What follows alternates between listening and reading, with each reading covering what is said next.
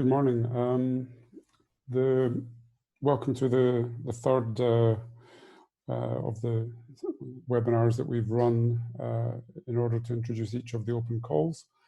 My name is Alistair Reid. I'm coordinator of NGLTRUST project, so the Research and Innovation Action funded by Horizon 2020 under the NGI overall initiative that is coordinated by DG Connect of the European Commission. The purpose of the webinar is really to give an opportunity for us to interact with you. So particularly the other way around, I would say, for you to interact with us. Give us any thoughts and questions you may have relating to proposals that you're developing. Obviously, if you have a very innovative idea, you don't want to share details, it's not necessarily the forum for sharing very technical, detailed questions on proposals, but we can reply within reasonable limits to emails if you have any doubts about, for instance, whether or not the proposal you're developing is fully within line of what we're looking for. You can send us emails and so on, and we'll reply. Obviously, what we won't do is coach or help you develop a proposal, but we can reply to questions, and we're happy to do that. We'll do that today as well. The webinar is being recorded, so if any of your colleagues want to have a look at the webinar later on, they can also do that. And equally, people who haven't been able to join today can also obviously have a look at it later on. We'll make it available via the wiki, but also via the various social media and so on platforms that we use to promote NGI. Just very briefly then, in terms of the webinar schedule. So I'm going to give a brief introduction. Then we'll have a chance to talk around the focus of the call, the topics, the scope, areas of potential overlap and synergies with other NGI calls. So you may be aware, particularly if you've had a chance to look at the NGI.eu website, which is run by another project supported by the same initiative, which is a one-stop shop for all information on all NGI activities. You'll be aware that there are other calls, some of which are in some cases either touching on similar technologies or applications, or at least could potentially. So if you have any questions about areas of overlap or synergies in terms of the project proposal you're developing, we can also discuss those. And then in a second question answer session, we can also look at more specific questions you may have on our application procedure, the proposal evaluation process, contracting, and so on. So that's roughly the timing. We'll see, depending on the number of questions you have, we'll see whether we take the whole hour and a half or a bit less or a bit more. So what is NGLTRUST? For those of you who followed previous webinars, you'll have seen the slide before. So it's a project we started December 2018. We've roughly, well, not roughly, we have exactly 5.6 million euros to distribute through so-called third-party projects through these 3 open calls that we've organized. The aim of the overall initiative is to support, obviously, privacy and trust enhancing solutions. We have, for each of the calls, defined a certain number of topics. We have 4 overall, which I'll show you in a minute or so, 4 overall aims, 4 overall broad topics. And for each of the calls, we've tried to define more specific topics with our advisory board, taking into account, I would say, particularly for the second and third calls, what we've received in the first call, and then obviously in the second call now for the third call. So we've tried to see where we think the portfolio of projects that we're already funding, what it covers, and where we think there could be opportunities for additional proposals or solutions to be brought forward. You can see the partners. So we have a mix of partners from I would say the technology side or the next generation internet solution side. So we have Géant, who are kindly hosting this workshop, this webinar. Nicole Harris is in the call. GEONT will be known to many of you, particularly from the research and higher education sector as providers of EduRoam and other solutions in terms of security related to those networks that they run. Fraunhofer IEO, who are, well, Fraunhofer are very well known, obviously. Fraunhofer IEO are working on a whole set of issues related to internet security. Similarly, Tecnalia from the Basque Country in Spain are with us. There are a lot of expertise around cybersecurity, particularly in the past, and are supporting the project very both in terms of the technical topics that we're working with, but also in terms of mentoring, supporting the mentoring of the projects we fund, in terms of taking forward the results of the projects forward into application, either commercial or other forms of application. And of course, Cantata Initiative Europe, I think we have both Ruth Puente and Colin Wallace with us this morning, who are working a lot around all the standards and so on for trust and internet standards related to trust and security, privacy, trust and security. So very, very specialized and competent team that we have from the technical side. And then EFIS as coordinator, we're a not-for-profit research policy research center based in Brussels, working across the science innovation policy framework. And EBN, who bring to the partnership expertise in terms of the business sector. So they have a large network of partners around Europe and beyond, but also supporting us on IPR related issues. Well, supporting in particular the third-party projects on IPR issues.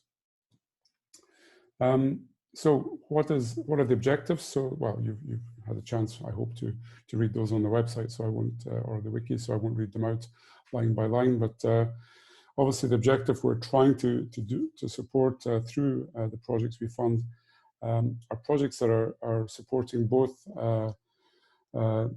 state of the art in terms of privacy and trust enhancing technologies, but also, and I think we've stressed that in all the calls, the user application of that. So we're not seeking, and it's not our role within the Horizon 2020 family of projects.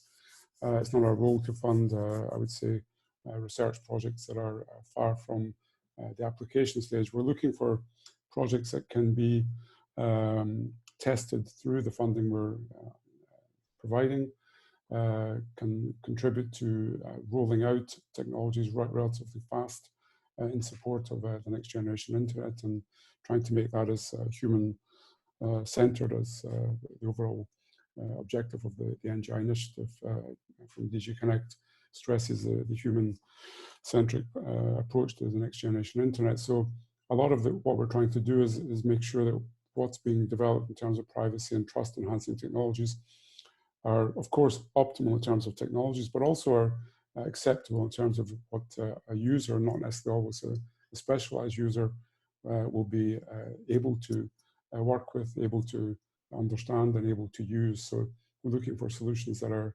user-friendly and can be applied with minimum, I would say, technical expertise on the user side of the internet. So we're trying to combine both that technological state of the art in terms of privacy and trust with the user acceptability. And on the fourth point, obviously, we're trying to make sure that the projects we're funding are moving as rapidly as possible to commercialization or exploitation, depending on the nature of the application developed. And that's done through both our projects. So we have, as I mentioned already, coaching of the projects during the funding process. We have mentoring, which comes towards the end of the project in terms of how can you take this, what you've developed through the funding forward. Do you need additional follow-on funding, either through NGI or other sources? Or do you need to look for instance, private sector, private equity funding, or other sources of support in order to roll out what you've developed? There are other NGI projects or projects funded under the NGI family of projects through Horizon 2020, which are also supporting mentoring and rollout. So for those projects that we select, we obviously make sure that they're connected and linked to those other forms of support that can be provided through NGI as a whole, and not just through NGI Trust itself. So what are we looking for in terms of third-party projects? So one of the key aspects, and that's why the Commission funds these so-called third-party projects or cascade projects, where we're given funding to hand out to third-party projects. One of the ideas here is to go beyond what we could call the usual Horizon 2020 suspects. So obviously we're not excluding people who have been involved in past Horizon 2020 projects, but we are looking for people who may not be people or organizations or companies who may not have in the past been supported through Horizon 2020 for a variety of reasons. So we're trying to reach out through the networks of our partners, but also through the communication and engagement activities that we run through the project to a broader constituency of people perhaps who are, for instance, our project, we can support individual innovators who have a bright idea, and not just organizations which have a balance sheet and so on, that they can ensure that they have full financial records for 3 or 4 years. So we're quite flexible in terms of the sorts of organizations or individuals we can support. I think I've already covered the second point. The third open call, we're aiming to build obviously on the first and second call projects. So we're looking, and that's stressed in, I think, in the call documents, we're looking to fund larger projects potentially which are follow on from the earlier stage projects we may have funded under the first and second call. But we're not only, it's not exclusively our aim. Obviously, we'd be very happy if some of the first and second round projects that we're funding come with additional ideas, but we're also very much open to new ideas coming from additional players, but with an emphasis on projects which can be scaled up relatively fast, or at least implemented relatively fast. The duration of the third-party projects, and we can come back to that later on, we're generally funding projects between 9 and 12 months. Some of them are a bit shorter, some of them have asked us a little bit more time, but we try and keep it within that range. Again, the idea being that we're looking for projects that are possibly looking to find additional funding for ongoing development, that they can complete a development process. So we expect in some cases projects to be quite close to coming up with applications, or to needing to fit in an additional piece of development work, and so our funding can support that process. So we're looking for projects within that sort of range of so we can go down to 6 months and up to 12 months, let's say, in terms of duration, and we're quite flexible. We have 3 types of third-party projects. Again, as I said, we're looking to try and get a few more type 3 projects, so type 2 and 3 projects even. The first 2 rounds, we had quite a lot of projects that were looking at the sort of viability level of funding. So looking at initial exploration or assessment of the technical feasibility of the ideas. For the type 2 and 3, we're obviously looking and hoping to get a few more of those types of projects in this time. So we're looking for projects which are much closer to the application and scalability that I was just talking about. And again, we're looking at different potential models there. So in some cases, people may be much closer to the stage of commercialization, may have their own funding and be able to leverage additional funding. So we're willing to go up to 200,000 on a 50-50 basis. In other cases, it may still be a bit further away. And so the ratio would then be 2/3, 1/3 of funding from NGLTRUST compared to own funding. So that's the sort of range of or the 3 types of projects we have funded up till now. And as I say, for the third call, we're hoping to get a few more projects accepted and funded that would be of type 2 and particularly type 3 scale of projects. An important line down at the bottom, that's a condition from the financial services of the European Commission. So any single third party over the lifetime of the 3 calls, so over the lifetime of NGLTRUST, cannot have more than 200,000 euros funding from NGLTRUST. So that means if you've been involved in a type 1 project and say you got 50,000 euros from the first call, for instance, that would mean we could still fund an additional 150,000 for a follow-on project, as an example. This condition is only applicable for projects under NGLTRUST. So if you've been funded under another NGI initiative or under other European or national programs, this limit is not doesn't overlap with that funding. So it's only for projects we funded under the first or second calls, or now the third call. So just to give you a few ideas, because we've had a few questions in the last days, also in terms of the previous calls, and just to give you an idea of the sort of range of projects and types of projects we've had funded. So under the first call, we had 109 proposals, as you can see, and that's one of the reasons we're stressing the type 3. We had relatively few type 3 projects. We had a pretty good range of countries covered, 27 countries, 177 partners from the call, and a request for funding, which was much in excess of what we had. So we had a total budget of 15 million euros of all the applications. We funded 18 projects in the end from that first call, with just over 2 million euros in funding, with the co-funding from the type 2 and 3 projects of 750,000 euros. And most of those projects are coming to the stage now where, having been signed, the contract's been signed sometime last July, they're now coming to the stage of being completed, or at least getting towards the end. And the coaching that we provide, so we provide 2 coaches per project who follow the projects, who have at least 3 coaching sessions with each project over the lifetime of the project. Those are ongoing and in some cases coming to completion.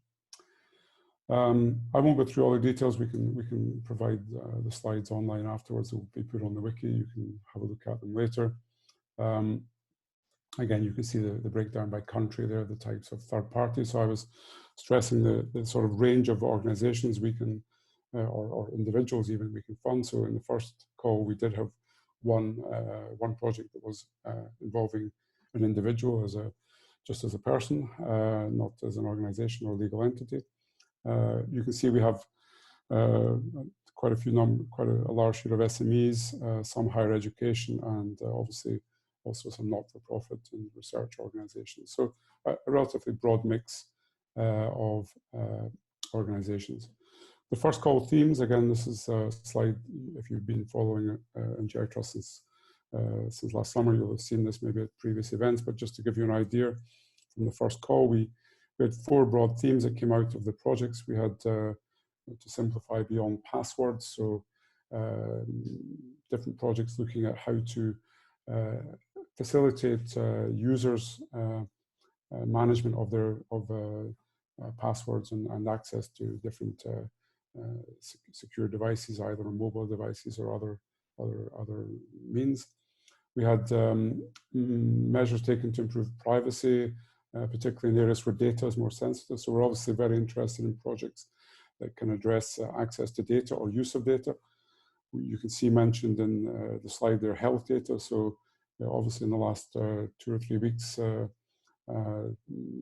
Commission and other governments around Europe and internationally are looking at how to make use of available health data. So one of the projects we have under the first call, for instance, looking at diabetic data, and that project is currently thinking, can we use the applications that we're providing for sharing information from diabetic patients with their healthcare providers?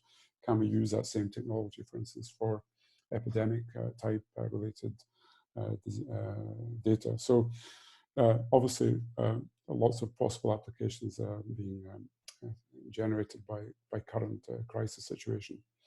Safer browsing, and again, that also is an aspect which we've been promoting recently. So the Casper project, if you go and look at the projects that are some nice summaries of some of the projects that we've been funded or been funded under other NGI actions available. So Casper was recently profiled on the NGI.eu website. And Casper, for instance, is a project looking at how to protect children online, which again, in the current situation with lots of kids sitting at home with parents who are trying to telework and so on, it's quite useful to have applications that allow parents to safely leave their kids with an iPad for half an hour or an hour or whatever without having to check what they're looking at. Similarly, different applications that can improve home working and so on. Moving on, the call to statistics. So we had 79 proposals, a few less proposals, 105 applications from 23 countries. We funded, at the end of that, we funded 19 projects. We're in the process of finalizing a number of the contracts there, but most of the projects are looking to be up and running in the next month or so. Again, a broad range of different types of organizations applying, from SMEs through individual people to not-for-profit organizations and universities. In that case, as I say, we awarded 19 projects with a total budget of just over almost 1.6 million euros. Dear Al-Said, could you interrupt you for one moment? Sure, of course. Sorry. Okay, because we actually from audio we had applied to the previous call, and we received one email that said that we were in a reserve list, and then I asked about the comments related to this proposal, but I did not receive any reply. Also, in respect to what is a reserve list, because I didn't know what is a reserve list, or even the comments. So we do not have this information, because this would be good for us to improve for the next round. Yes, of course. I mean, I'm first of all, apologies. We do try and follow up every email. So we'll double check, and if you want, you can resend the email, and we'll make sure it gets answered today. Coming back, maybe I'll answer the two questions now before moving on to the third call topics. So on the reserve list idea, so what we've done for the first two calls is obviously we select 18 and 19 projects, and in both cases we had a number of projects kept on a reserve list in case during the contract negotiation an issue came up that meant that we didn't finally fund one of the projects that we'd selected. At this stage for the round 2 projects, I don't think we will call on the reserve list. And once we're sure of that, we would obviously inform you. And I understand that in that case, you would want to apply for the third call. So we'll make sure that gets done again this week or early next week. On feedback from the evaluation, yes, we do provide it. What we haven't done is send out, we're not, again, it's a more flexible and let's say lower bureaucracy approach than perhaps traditional Horizon 2020 large calls that you maybe have applied to. So we don't send a very long and standard form of comments, but what we do provide to people who request it is obviously feedback from the evaluation and pointers on how to improve proposals. So again, we'll make sure you get that, and if anyone else on the call has applied to previous calls and would like that and hasn't had it, then please do send us an email to the email that is available on the wiki, but we'll make sure it's available to all who have participated in the webinar as well. Okay, thank you very much. Yeah. Thank you. Good. Yeah, and sorry, just do jump in. I realized my volume was a bit low for the hearing, so I didn't notice at first that someone was asking a question. Coming to the third open call, because I can see the time passing. So we're looking at a number of topics, and I'll go through them quickly, because again, they are available on the wiki, and I don't need to read out every line. We're looking at, first of all, I would say a number of, again, looking at type 2 or 3 proposals, and I mentioned that a couple of times now. We're looking at a number of, or hoping to get proposals that are addressing or solutions that manage information around sharing agreements and consent that a person can give. So that can include enabling users to improve, or solutions that enable users to have more trust in privacy terms, solutions that allow users to use machine, applications such as machine readable, and so on. And efficient techniques to anonymize personal data. So again, thinking of possible applications of that, I mean, what we're looking for are applications of these sorts of solutions that can also be used relatively rapidly and may have different applications in different sectoral or vertical fields of application. We're looking, second main topic is then on technical innovations in privacy-enhancing technologies, such as cryptography, federated identity, security and privacy for IoT, privacy-enhancing data transports and data at rest. So again, I won't read out the long list, but you have it in front of you. So that gives you a second group of possible topics that you could address. The third group of third topic and subtopics would be around the application of artificial intelligence, machine learning, and neural networks to serve users' interest. And again, there we've pointed, for instance, to some of the recommendations of the EU high-level group on AI, and how can that be applied in the context of next-generation internet technologies and applications. And then a point on quantum-resistant computing, which I'm not an expert on, so hopefully if there's any questions, one of my colleagues from the technical side can answer that. It sounds very nice, anyway. And then finally, sorry, for the bootstrapping trust at the protocol level. So we have a feeling, I think this comes again through the discussions we had with our advisory board in January in preparing this call, that there was still room for more work around sort of the DNS-based security of the internet infrastructure itself. And again, this comes into the sort of applications related to, for instance, deepfake and other trust and privacy issues of using the internet. So I think that's the fourth overall priority topic for the call.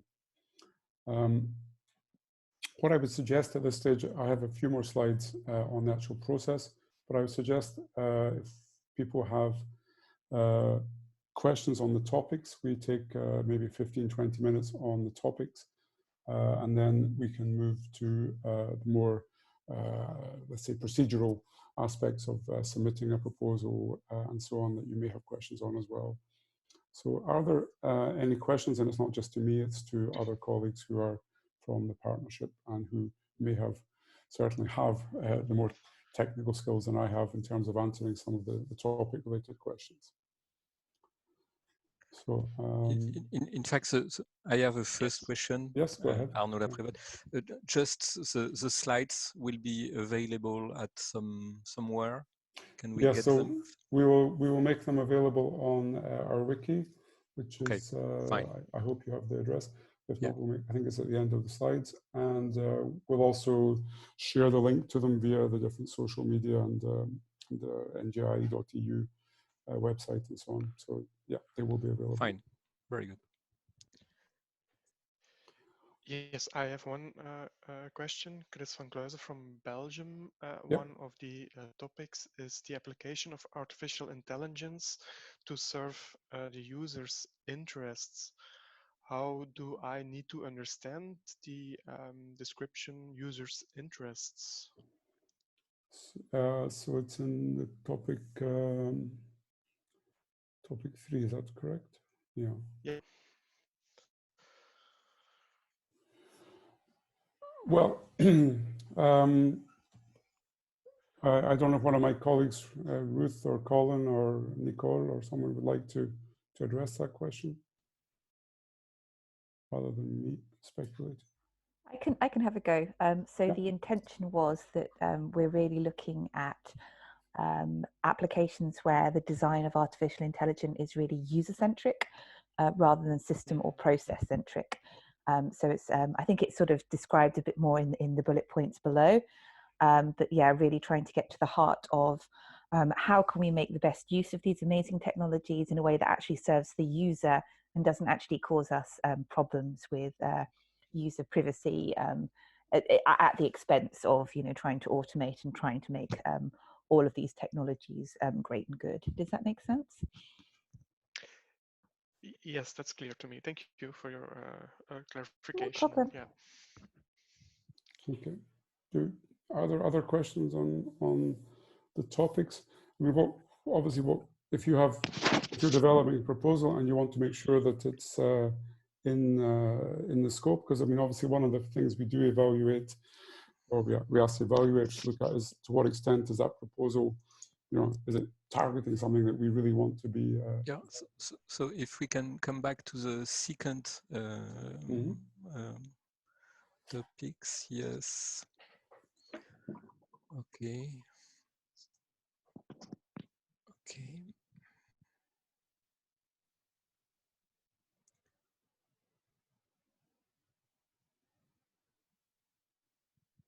Okay. I'm thinking on a project where would be centered on escrow system. The fact that you can put some, for example, cryptographic keys in an escrow and to access these keys and then the corresponding data, you need to go through a process which is cryptographically enforced. So it's not exactly within this that, but it's fairly useful if you think about how security services could have access to information, but in a very democratic way, in a very controlled way. That could fit in? It's Colin here from Kantara. I'll take an attempt at that. On the face of what you say, I think it would. I suppose there's probably the question I have is it extending the current state of the art? But yes, it is. Right. Okay. Because there's 1,000 ways that you could implement what you're saying, yes, and many of them would not extend the current state of the art. So, in fact, show that we are using threshold cryptography, and it's something which is really not used at all. It's known, I mean, but in fact, people don't use that in this kind of processes. Right. Okay. My top of mind from the small amount of information there is that it is within scope of this call. Thank you. Okay. Can I take your name? Sorry, I did not get it. Colin Wallace from Kantara, but be aware that we cannot help you with the no problem, no problem, right? No problem.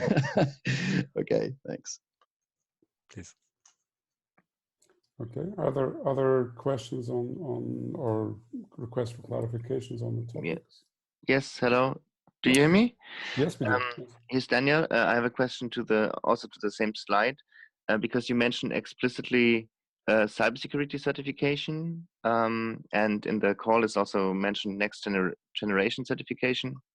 And I just wondered in how far data protection certification would also be of interest, for the topic.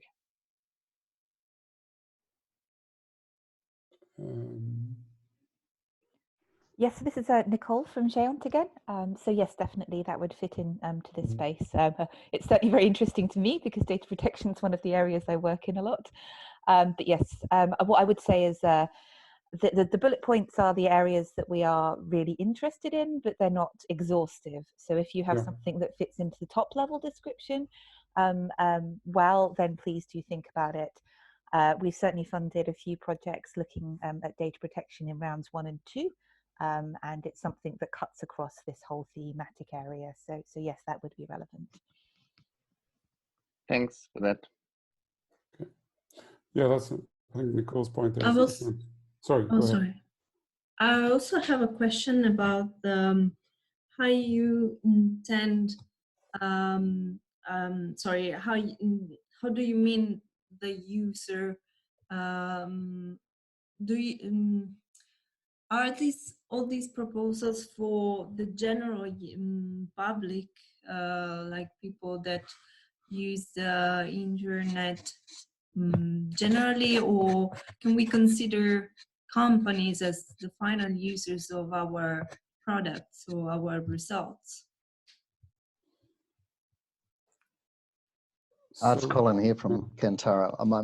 My sense of that, and my other colleagues may have different or you know, additional views, is that I think there is a focus, but it's not. It's the primary focus, but certainly not the only focus on the consumer, effectively on the consumer market for mass adoption. So from that perspective, you may have that's the primary focus here. It's not to say that focus on a particular sector that's primarily, you know, that's company related. It might be supply chain, for example.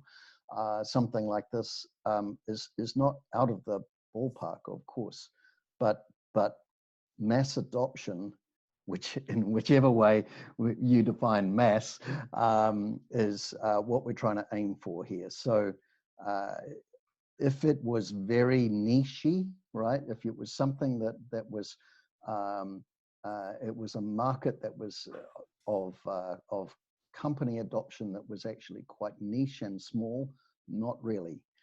But mass adoption, either from a consumer perspective or something that many companies might use in a kind of a supply chain sense, yes. Does that help? Well, yeah, because actually the companies would use the technologies we would like to implement in order to protect the data of the general public. So in fact, they are the final users of the technology, but it's aimed for the data protection of the mass, you know. Sure. Yeah. Yes, I believe that's fine. That's fine. Okay. Yeah. Okay. I think what we're looking for are projects that or applications that can. The scalable concept also has a reference to the European level. So we're quite happy to, or quite willing to support projects that have a initially limited application or user base because you're testing it, but it should be something that can potentially be scaled either to a sector or a vertical area such as health or transport or something as well. So, and particularly this sort of European dimension. So if it's an application that would only be used in, I don't know, Greece as an example, well, first of all, why would you be doing that? I suppose would be the question given it's internet. But secondly, you know, we'd be looking for something that is more of a European level. So I think that's the point. We don't mind if you're testing on a limited user group initially, but it should be that kind of scalability is important. And then the other point I just wanted to underline was what Nicole said, was what we put here as bullet points under the 4 topics are our ideas from the advisory board, from the consortium partners, and they're not exclusive. You have other ideas that fall into the topic and seem to be particularly relevant, then we're absolutely delighted to receive additional ideas, and we'll evaluate them with respect to the top line rather than whether they fit one of the bullet points. I would just add one other thing, and that's that when you are considering it for organizations and certainly something that you're aiming at organizations that might be running, personal, services, personal data wallets, or something like this, personal data stores that an organization might be running, operating, for a consumer market or end user. And you also are looking for mass, we are looking for mass adoption there. Got to be just a little bit careful with respect to whether it's open source or proprietary. It's not that we disallow proprietary, but certainly when you have a case where you're looking towards mass adoption, then proprietary can be more problematic than open source. So it's just something to bear in mind. Mm-hmm. May I ask one question? Of course. I'm Erik Raita from Finland, and it's a bit same kind of question like the previous one. I just wanted to ask you, what do you think about data erasure solutions, which are basically also targeting mostly corporate clients, but the end users or beneficiaries are mainly private people whose data is basically erased, and that if that sort of solution will just prevent any kind of personal data leaking out with the devices like mobile phones and PCs and tablets. To the extent to which I understand that, other colleagues may have a view, but it sounds like it's a device-based, a device-based solution, and assuming that the device is widely adopted, like a phone, like a smartphone, then I believe that's within the scope. Yeah. Okay, thanks. Sorry, just another question related to the answer you gave about the proprietary or open source technologies. Is it still allowed to implement a solution with proprietary rights? Because from the text, from the code text, I read that the results are still owned by the third party, and that the solution, I mean, I interpret it like this because the third type of projects are for the commercialization. So I guess that even if it's a type 2 project, we'll still aim to the commercialization of the product. Very much so. I think, Alistair, you were going to comment. No, I was going to say this. I mean, there is another NGI funded project, funding third parties, NGI Zero PET, which they are only funding open source. So one of the key distinctions between us and NGI Zero PET, which is running similar calls but on a more permanent basis. I think we do it every month until they've exhausted the funding. A key distinction from the start between them and their project and us was that we're also open to proprietary or non-open source solutions. And also we provide a higher scale of funding, particularly with respect to that, trying to either commercial or at least rolling out of the application, whether it's fully commercial or through other forms. So I think that's the key distinction for us. So we're not saying you can't do proprietary. We're just saying be aware it should be something that's scalable and has broader impact than on one company. So we're not going to fund the internal R&D of one company. Let's put it like that. Yeah. So that's a good point, because in the sense that you want to be able to make sure you have to think quite carefully about what your license model is going to be. If you're going to use proprietary technology, because yes, you want to hold the IPR, and that's quite true. But if the license model is one which actually restricts the use of, or restricts the likelihood of wide implementation, then that's clearly not, that's actually not helpful. You'd you know, if you're standing in line with ranking against other proposals which may not have such limitations. Something to think about. Noting we have quite a few things in chat here as well. So. Okay, thank you. Okay, are there any other questions on the topics or clarifications required? Again, you can still send us emails afterwards, so you know it's. Did you have a look? I think Henrik Beering's question has not yet been answered in the chat. I think everyone else. Oh, and the list of funded projects from Call 2. Yeah, I can see Nicole has replied to them, but we can maybe come back to them now as we're discussing the. If I quickly present a few slides on the process, and then people have questions on process, we can come back to. On the second round selected projects, I would hope that we can say something next week, but I'll have to check my colleague who's managing the contracting process to see where we are.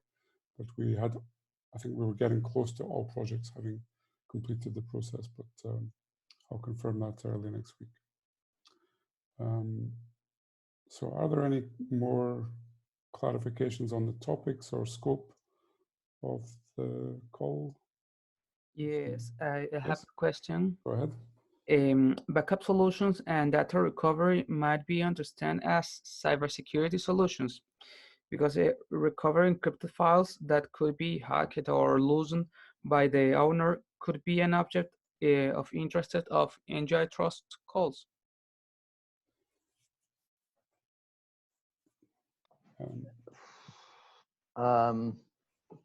Potentially, yeah. My sense of it is what little you've said there. It's a recovery of so effectively, you know, these it's a recovery of files that may have been hacked and encrypted, right? So it's sort of kind of an anti-hacker mechanism that you're looking at, and I think that's yeah, I think that's within scope. You have to think about think about the requirements for mass implementation of that, though. But yeah, you know, whether it be by users or end users, or implementation by a large number of companies, that would in turn positively impact their user communities. But yeah, I think it's okay. Fine, thank you. Okay, any more clarifications on the topics? If people do think of something before the end of the call, you can drop it in. So, so just coming back, and there's one question in the chat I can see on that. So the application deadline is the 4th of May at the current time. And we had a discussion, I had a discussion with the Commission last week on that. We don't foresee a deadline for changing the deadline for submission of applications, mainly because we think people can develop proposals using applications like the one we're using today, so online web-based solutions for discussion and so on, if physical meetings to prepare a proposal aren't possible for obvious reasons. If there was really a problem, people start telling us, if we start getting lots of emails, we might have to reconsider, but I honestly don't see that we will do that, and the Commission was not encouraging that at this stage, and they're not doing it for most of their own Horizon 2020 calls for similar reasons.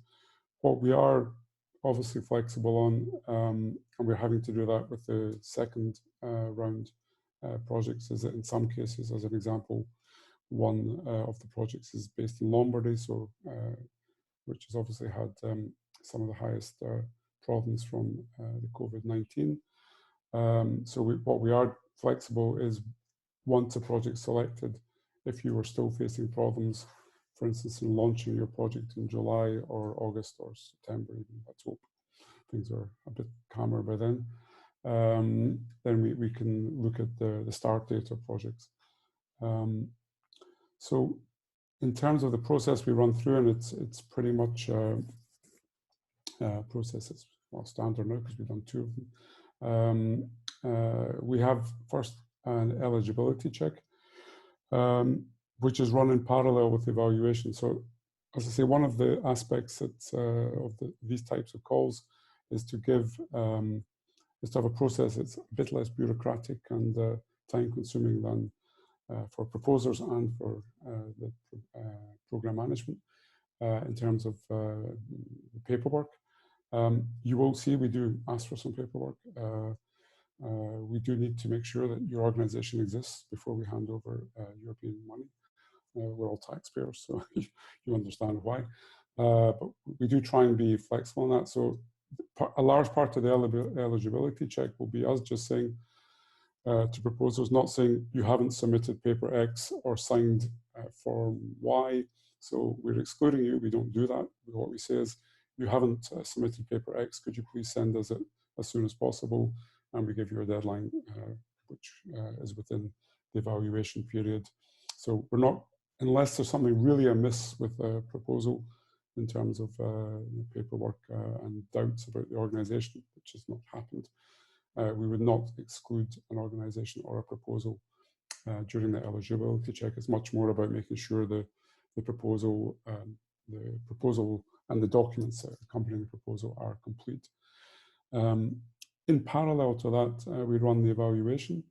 What we do is we have at least 2, and I think for this 3rd round, we probably will try and look at having 3 people, 3 different evaluators from different organizations looking at proposals, particularly for potentially the larger projects such as type 2 or 3, where the maybe a bit more complex and more in terms of financial aspects as well, may need additional judgment. So those proposals, the evaluation is then, as kind of standard process, we summarize the results, and then we have an evaluation panel. So we've scheduled the evaluation panel in the 3rd or 4th week of June. I forget the exact date, but I think it's the 3rd week of June. So that gives you a kind of idea of timing. And once the evaluation panel has taken a decision, so it's basically the NGLTRUST Management Board, our advisory board, and the Commission colleague is an observer. He doesn't take a decision, but he does help us to make sure we're not funding projects that may have been funded by other NGI projects, as an example, because he has an overview on what's happening across the NGI family of projects. Once that's done, we notify selected projects very quickly. So you would expect to get a reply sometime around in June, very latest early July. And then we start the contracting again, which is done. We try and keep that as light as possible. We do it through electronic signature, so to keep costs down as well for both parties. And as soon as that's signed, you can start up. So we say July 2020, but depending on holidays and so on this year, it may be that projects start either in July or August, or depending on their own timing. So as soon as we have the contract signed, you're free to start, and we make a first payment. What we do during the project lifetime is we provide coaching. So I already mentioned that we have 2 coaches per project. They meet at least 3 times, usually virtually. We haven't done face-to-face meetings, so there's no obligation in your proposals. Don't put lots of travel costs to Brussels, because we won't expect you to do that. We expect the coaching sessions to be done online to keep it, again, cost down and effective. And then there's also support, as I mentioned, provided through the consortium on IPR, and also what we call business mentoring. But it's really about, okay, you've come to the end of your project, you have a solution, the coaches are happy, it's worked, it seems to have got to a certain stage in its development. How can we advise you? How can we guide you in terms of taking that further, either in terms of full application or possibly in some cases an additional stage of development work that may be required. And that is the end of the presentation. So you have, and I'll put that back up at the end, you have the different ways of getting in contact with us. So I think we have roughly half an hour left in the allotted time. So if you have questions on the process, on the application form, on what we're going to particularly scrutinize during the evaluation, etc., do jump in and let us know. So the floor is open. I can see one question coming from Antonis.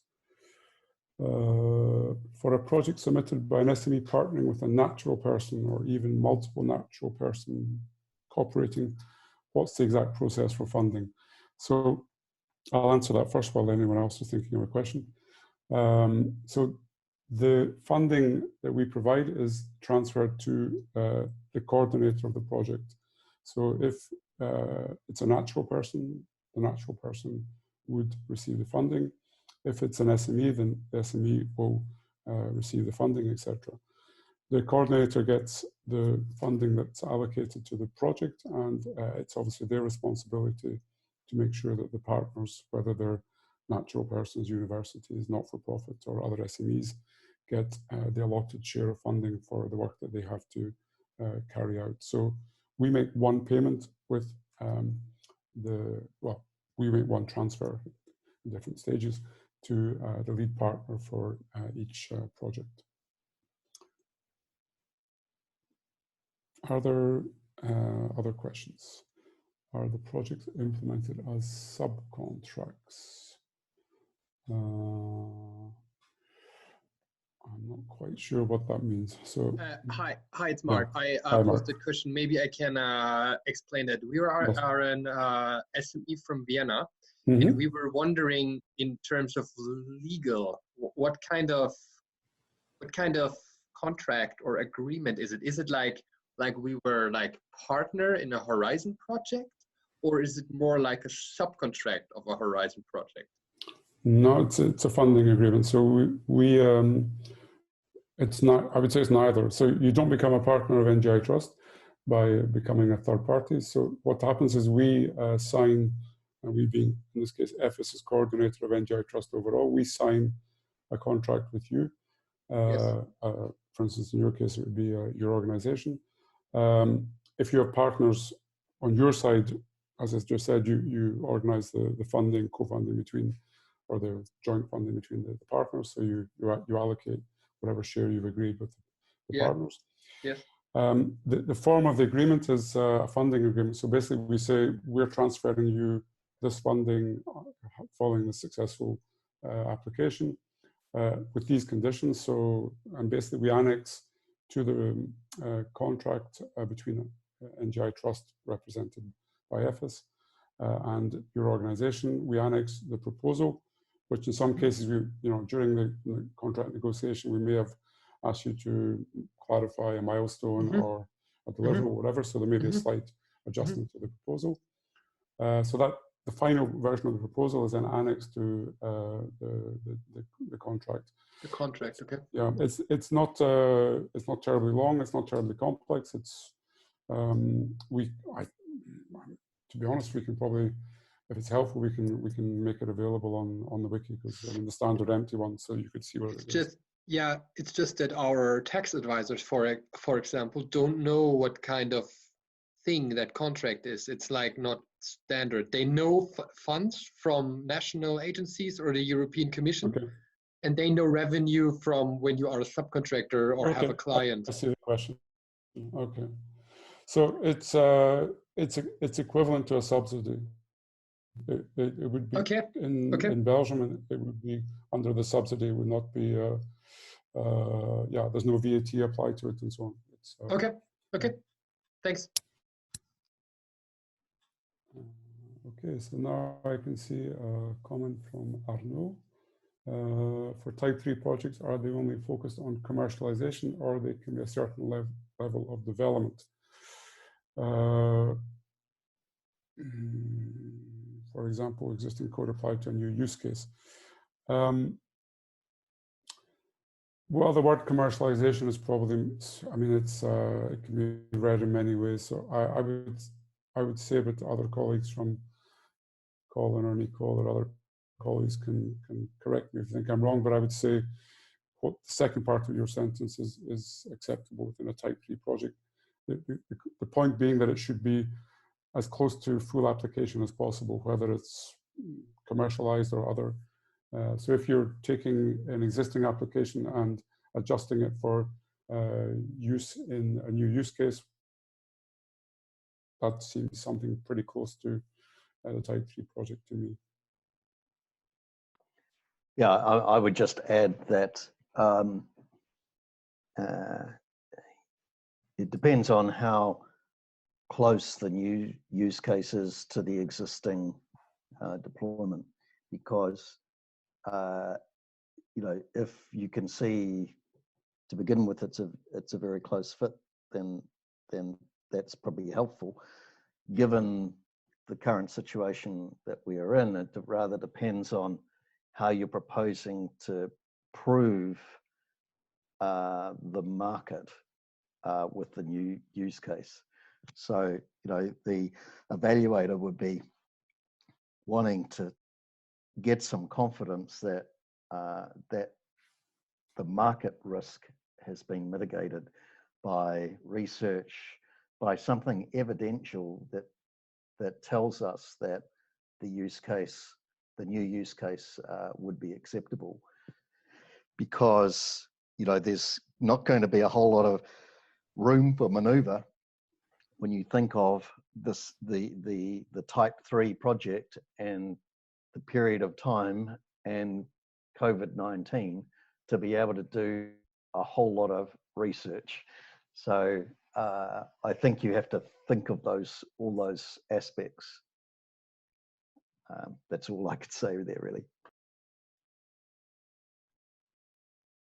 Okay. Does that answer your question, Arno, or it's still, no? Okay, you wrote okay. Thank you. Are there other questions on the procedures, timing? Yes, sorry, I have a question on costs. Two questions. The first, just for confirmation, you said that it's not compulsory to come to Brussels, but it's okay to arrange coaching meetings online, right? And this is also true for type 2 proposal. So for all types of projects, yeah. Okay. And the second question is that we don't really understand the value for money principle for the personal costs, because as a company we have, for example, internal developers. So how do we have to justify, even for the financial reporting, the value for money principle for personal? Okay, the value for money principle is our way of saying we will look at a project first on its technical merits, whether it's novel, innovative solution, whether we think it's realistic, whether it has a user application, all the things we've been discussing.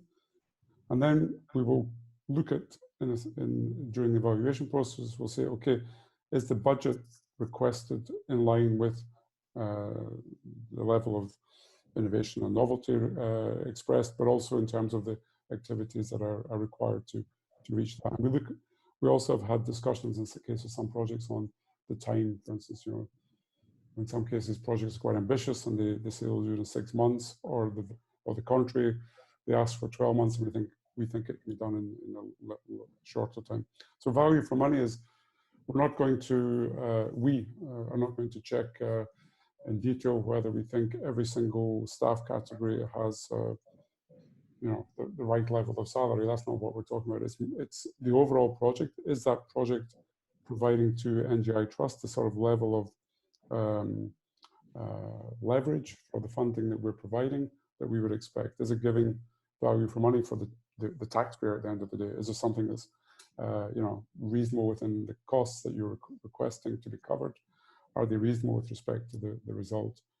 And it's a bit subjective, but it's our way of saying, don't throw in, for instance, don't throw in 20 travels if you don't need them. We're going to probably tell you we're dropping them out of your budget because we don't see why you need to have so much travel or things like that. So it's a way of us saying to you, think through the cost of the budget in a rational way, and don't throw in additional extras that you don't really need. But we won't unless we see a number that's really surprising, we won't start checking I don't know, the cost of developer X against the cost of developer Y as an example.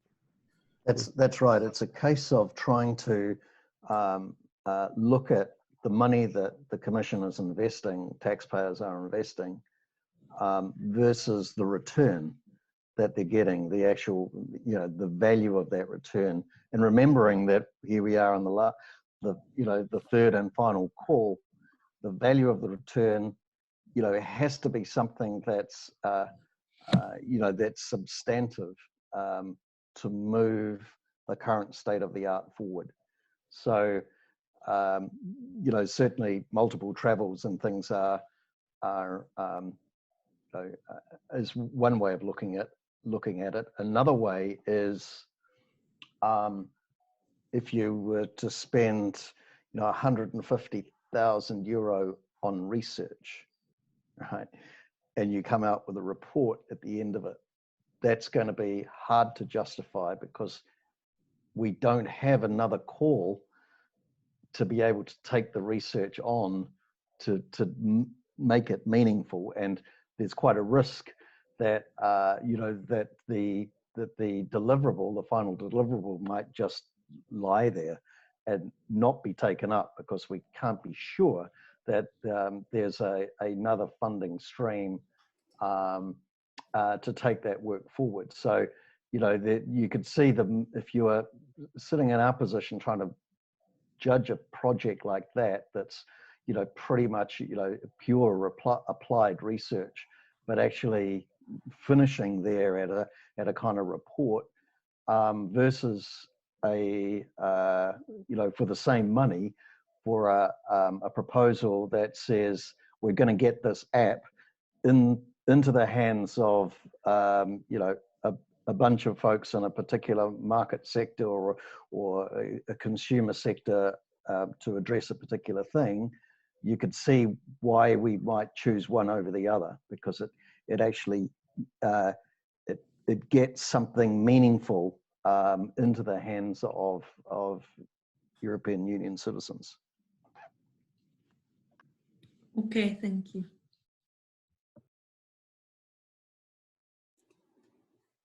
Okay, there's a question just coming on the email. So I've just put up the last slide, which has email ngi/trust/support@list.gion.org, which is, if you have any questions between now and the deadline, please do send them there. That goes to several people, so hopefully it gets answered. And again, apologies to Leonardo who didn't get a reply, but we do try and answer emails coming into any of our different emails as fast as possible. So we will go back and double check. And if you don't get a reply, do send us a reminder a couple of days later, because that usually makes sure we definitely don't miss it. Okay, are there any other questions on the procedures or the funding? Or one question we get a lot is, do we have to, okay, Vladimir's already, thanks Vladimir, he's already replied to Leonardis. We get, on the funding, we also get questions often, do we have to apply the standard Horizon 2020 other direct costs to 25%? And the answer to that is no, we don't apply that. What we're looking for is a budget that has the costs that you need covered. If you need to put in an overhead, it's fine. You just have to justify why, but there's no sort of standard percentage overhead that has to be applied from our side. So again, we'll look at a budget that should be as realistic as possible. So if you're putting in a proposal, cost it out in the way that you would if you were trying to get this funded by anyone else, not just NGLTRUST. So it should be convincing, as Colin was just saying, with respect to what's been done, and with enough detail that we can look at it and say that makes sense. And again, we don't need level of detail that's too excessive either. As you see, the application form itself, we ask you to keep within a certain number of pages, and that's for you, but also for us in terms of making sure we can handle the evaluation effectively, and we don't request from you lots and lots of unnecessary pages or paperwork. May I shortly add a question? Yes, you may. And also to the value of cost, or no?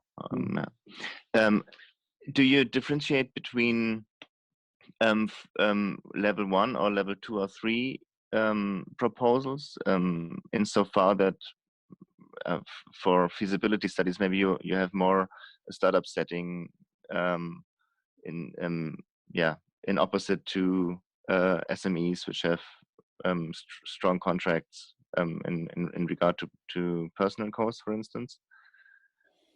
No, I don't think we have differentiated in that way. No, I don't think we do. I don't think we really differentiate the type of organisation that the proposal is coming from. We just literally take the proposal on its merits, really, regardless. And so when you saw the chart of, we had some, 3 or 2, proposals from individual natural persons and some from universities. That's simply how it played out. We don't try and intervene in balancing that in any way.